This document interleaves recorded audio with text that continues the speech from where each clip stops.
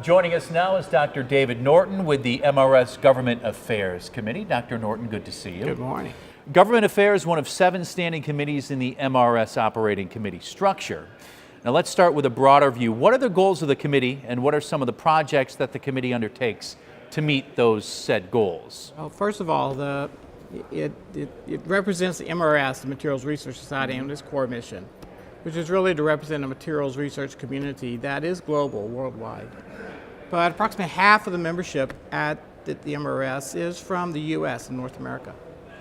The biggest funder of research and the biggest impact of research are those that live in D.C., government agencies, elected officials.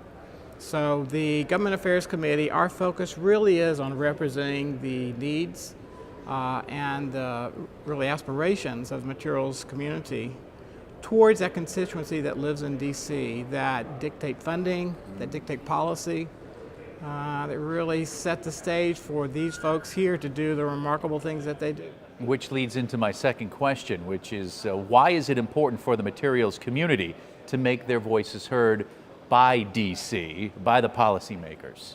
So the work that we do here in the materials research arena has a remarkable impact on society, and things that have such an impact have constituents, have folks out there who are willing to pay us to do that work under certain rules and regs. And so the federal government is the primary sponsor for research in the U.S. and in Europe and elsewhere. In addition, government is also very important in funding that type of research. Now, what are some of the specific issues the committee is currently looking to influence, and how can MRS members get engaged and contribute to your efforts? So our most important issue is always funding.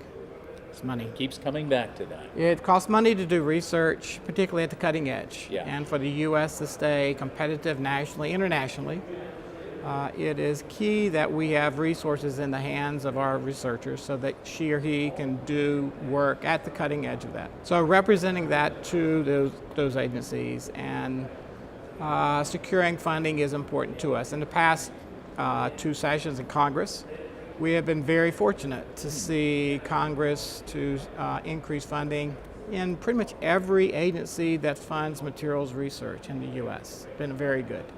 However, there's always a but. there are challenges in front of us, and at present, our current issue that we're addressing is that the funding bills for NSF and NIST have not been yet approved, and we're now in this lame duck session within Congress. So we're working towards that. We're also looking at another initiative, and that is in the quantum materials. Quantum involves the electronic and magnetic properties of atomically small materials and confined structures.